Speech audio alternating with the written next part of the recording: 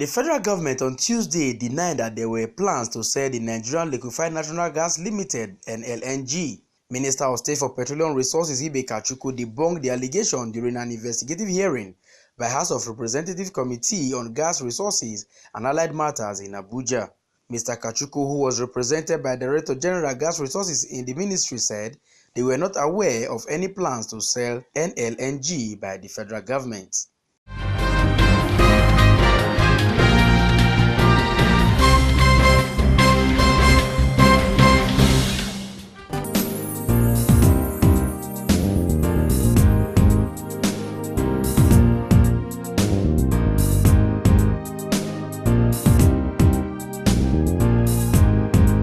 The National Assembly Joint Committee on Independent National Electoral Commission (INEC) has set up a 6-member subcommittee to review INEC's new budget. The chairman of the committee, Suleiman Nassif, disclosed this on Tuesday while addressing journalists after a closed-door meeting which lasted for over 2.5 hours. The panel had on Monday approved 143 billion naira for the Electoral Commission for the 2019 general election as requested by President Muhammadu Buhari in July. The committee reached this resolution after over a week of deliberation on the matter. President Buhari in his letter to the Senate requested that 189.2 billion naira be released to INEC. The president had earlier asked that 143.5 billion naira be released this year and the remaining 45.6 billion naira be released in 2019.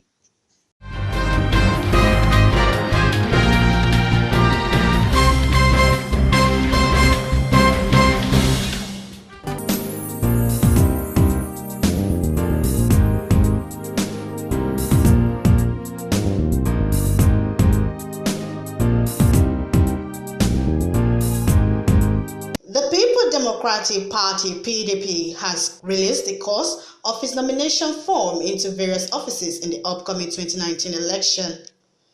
This is in accordance with the party's guideline for the conduct of the primaries for the general election as approved by the National Executive Committee (NEC) of the party.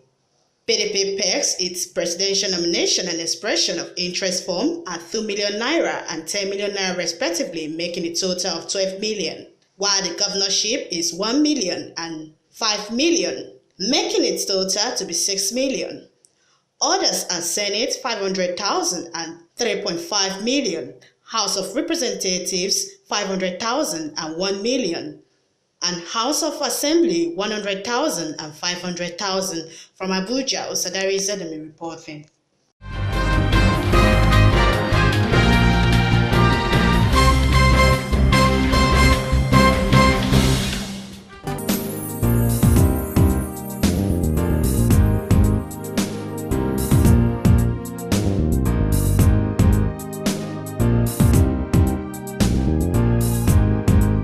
The National Bureau of Statistics says Nigeria's gross domestic product (GDP) slowed in the second quarter of 2018.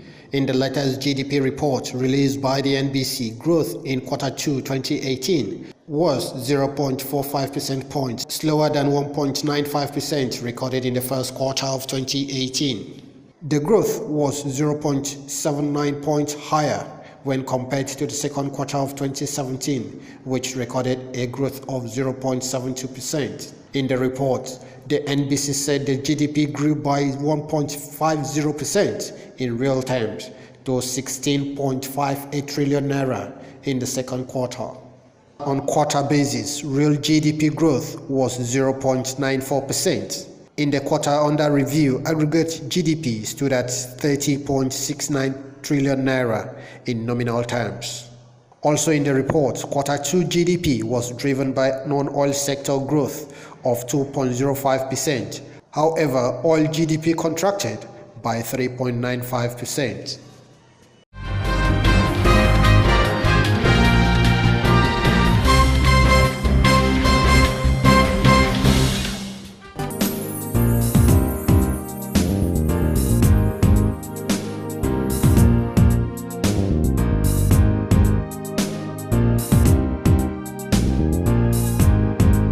Reaction have continued to trail the registration of Yes Electoral Solidarity and 22 political parties by the Independent National Electoral Commission (INEC).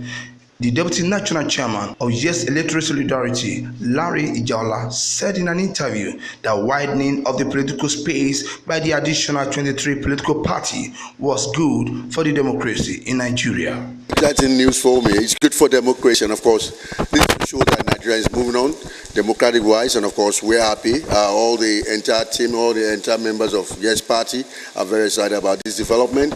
I want to say thank you to INEC Chairman who did me fit.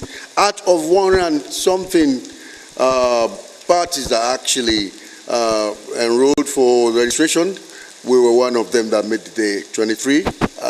We're very excited about it.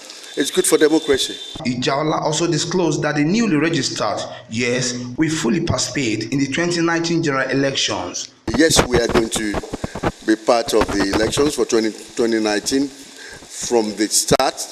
We're going to be holding our convention very soon. Of course, we're going to roll into the primaries, and we're ready for it. We've been planning towards this for quite a while, and of course, we're going to make a difference come 2019.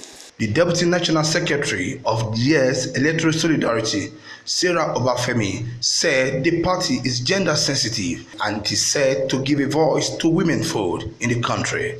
Yes Party is a voice for the youth, for women, but specifically I know that Yes is a platform where women can come and exhibit what they have.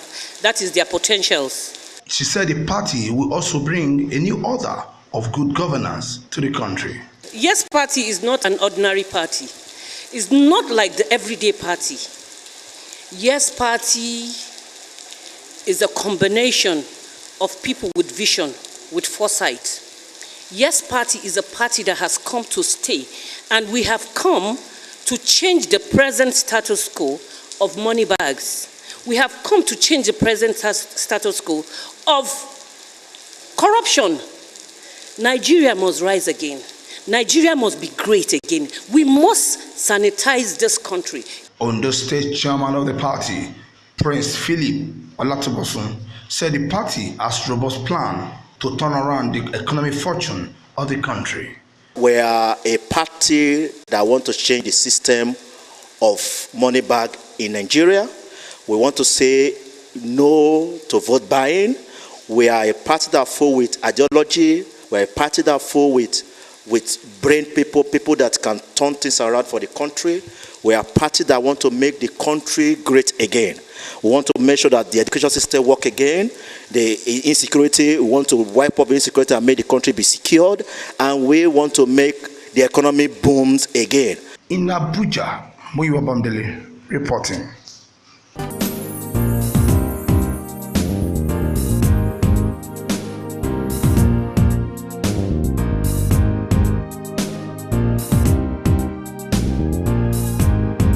Reactions have continued to throw the recent massive defections of politicians in Nigeria, moving from one political party to another. Recently, Nigerians saw the defection of more than 12 All Progressive Congress senators leaving their party to join the opposition party. Just last week, the Senate President Bukola Saraki, Kwara, Benue, and Sokoto state governors left their party to tent with the People's Democratic Party (PDP). A senatorial aspirant in Borno State under the umbrella of the People's Democratic Party, Hezke Maganim, said the recent defection from politicians is a welcome development in the nation's politics, which he believes is strengthening the country's democracy. Defection is good because it's deepening democracy in the sense that people will always want to find a place to express their interests. And since our constitution does not permit independent candidacy, it now allows people to have to belong to a political party for them to be able to aspire. Now, if people find that their interest is not accommodated in one party, they easily move to another party where they think they would have a platform to express their interest. So, in one breath, it reduces impunity and deepens democracy. However, yes, everything we do politically is about interest. So there are some personal interests that people have that cannot be achieved where they are presently at. So you will find out that people cross-carpet from one political party to the other, and it's common in politics. While reacting on the issue of the ruling party using the law enforcement agencies to intimidate the opposition party, Maganim said, You find out that the majority of the people, that their cases are hyped, that their cases are brought aggressively to the public domain, always happen to be people from the opposition party. So one will begin to believe, because it gives a perception that the ruling government is after the opposition. That is what people see, and by the time you begin to see a trend, you begin to see things happening one after the other, and it looks like that is what it is. Then people begin to draw conclusions. You will realize also that even people within the ruling party who want to defect, all of a sudden you begin to hear cases being brought against them.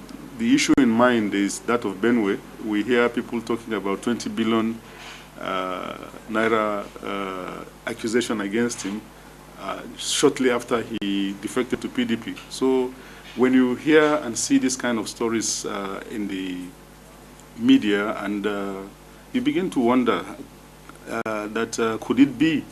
So that is why people think that truly the government may be using its power and apparatus of government to intimidate the opposition. When asked on the area he would effect changes in his senatorial district if elected into power come 2019, he said, We are going to bring in an all-inclusive governance which has been absent. We are going to deal with people with integrity and show them that people are the reason why we are in position. We are going to use the office to bring about the kind of development that is needed in the community. And we are going to tell them the truth, because people are under the impression that being a senator or a House of Rep member is like you have executive power.